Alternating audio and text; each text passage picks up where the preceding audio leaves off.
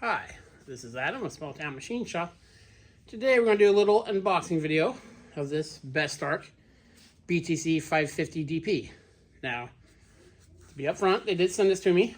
I declined all other compensation like I always do. Keep it honest and fair. Now, I have the Bestarc 500DP, and I love that thing.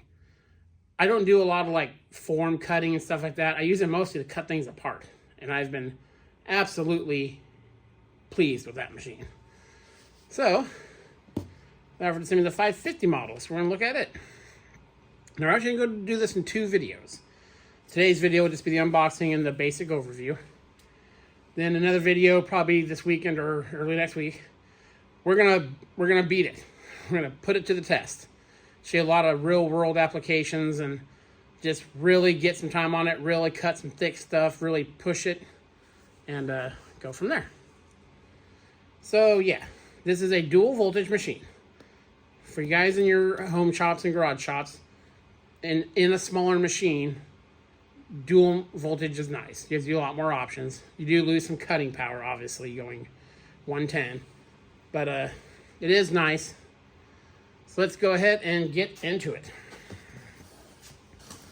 First, got our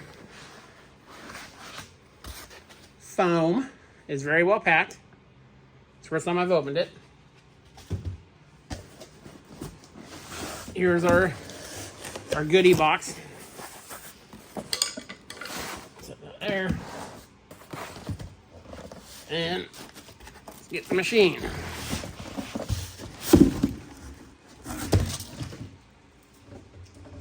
Let's get the box out of the way. There we go. I've always been fond of the color they make their machines for some reason.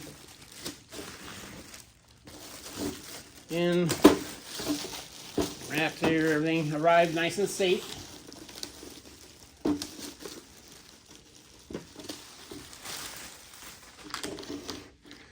It does come with most of these dual voltage machines will come wired for the heavier voltage. Now, my one complaint that not only budget machines have these days, but it seems everything you buy, it would be nice to have longer cords. Because remember, you're cutting stuff with this. So the furthest you can be from your wall or whatever supplying you the power and all that would be nice. I have an extension cord made up that uses the same. This plug's very common, that style there. But yeah, if you're watching Bestarc, we would like some longer cords. So you got your air hookup in the back.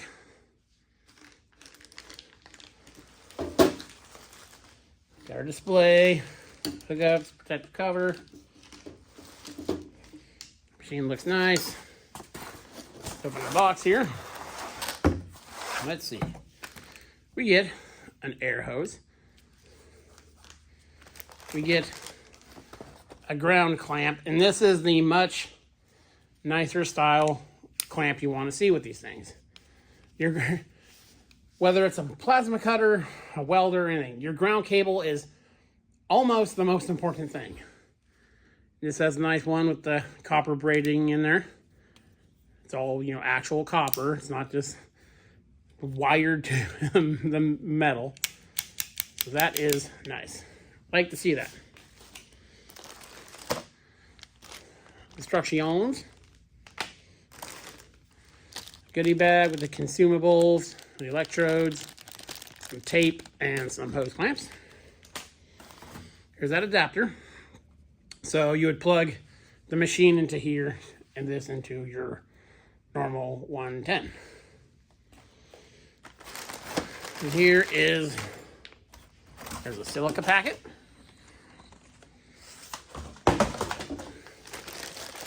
Here's our torch. This torch is, just like on my other ones, nice.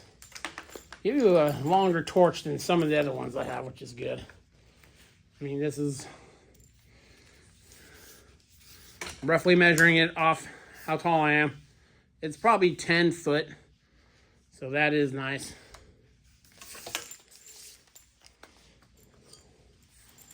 You get your safety thing for the trigger.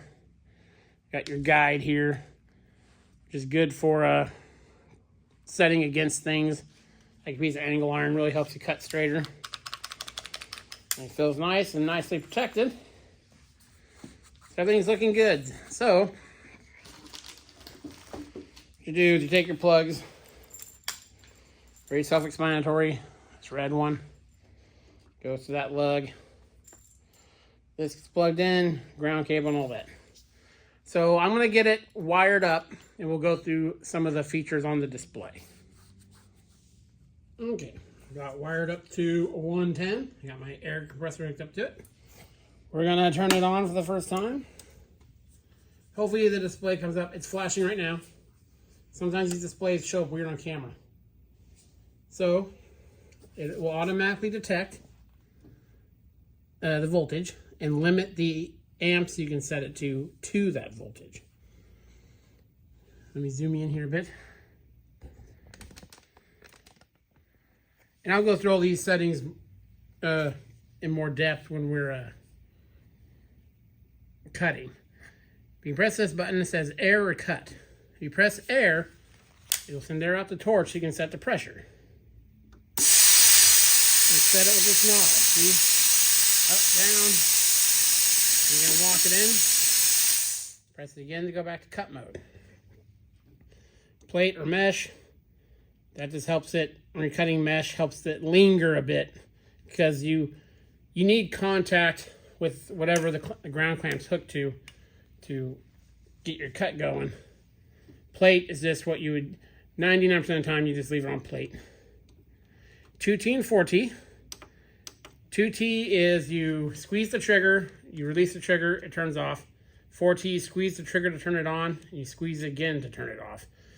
So that's good for like long cuts, so you don't experience as much like finger fatigue. Then these two settings,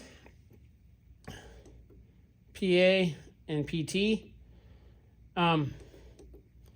These are the pilot arc time, and we'll talk about that in the other video, and post time.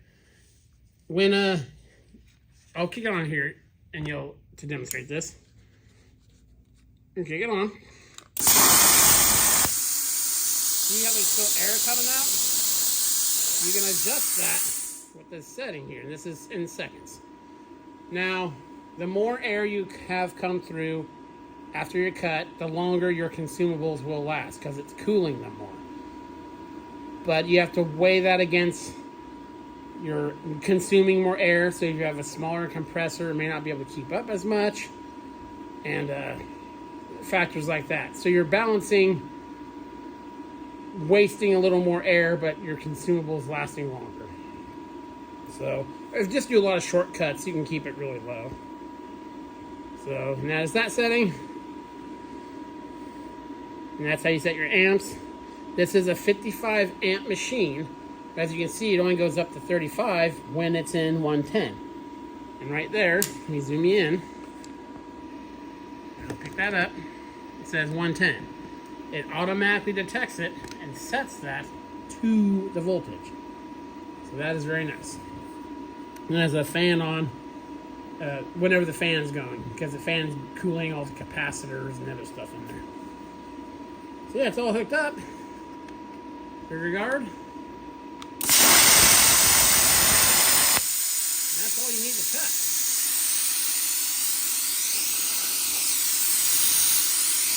I actually use a lot of post there because I use it to blow off the stuff I'm working on, because I'm usually grinding and stuff too. So very easy to use. The manual is very good.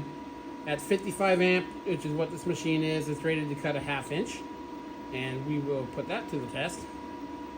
You can go a little more. On my 500, I know I've cut 3/4, and I'm not the best with a plasma cutter, but I can cut it and have to do a little bit of cleanup.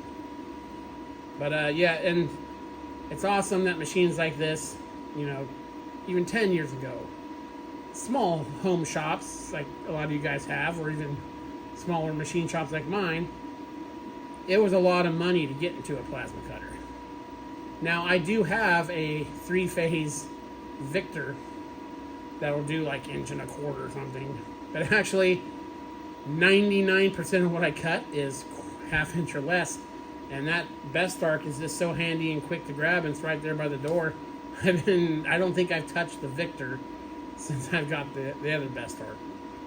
So, again, not being compensated for saying that the machines are super good. I've just been really happy with my Bestarc plasma cutter, and I have 2 of their MIG welders. So I actually gave one to my son to take to his place because the one they sent me I liked so much. So yeah, and another thing, they did give you long ground cable and torch with this. So that's nice to see that those are longer. But still, a longer cord would be nice. And as far as the availability of the consumables, a lot of different machines use these same ones, and they're very affordable. I think I've even seen these exact same ones at Harbor Freight, I don't know. But you can order these. They'll usually see them in links with these machines. So you can stock up on them. I wouldn't be worried about them disappearing anytime soon, because more and more budget-friendly machines are coming out, and they all seem to use the same consumables. And you can also get extra cups too. So that's my introductory video so far, and like I said, it's everything so far that my 500 is. So I'm really looking forward to seeing more of the upper end of this one, and getting on it a bit. So yeah, this is Adam for Small Town Machine Shop. Please comment, like, and subscribe, and thanks for watching.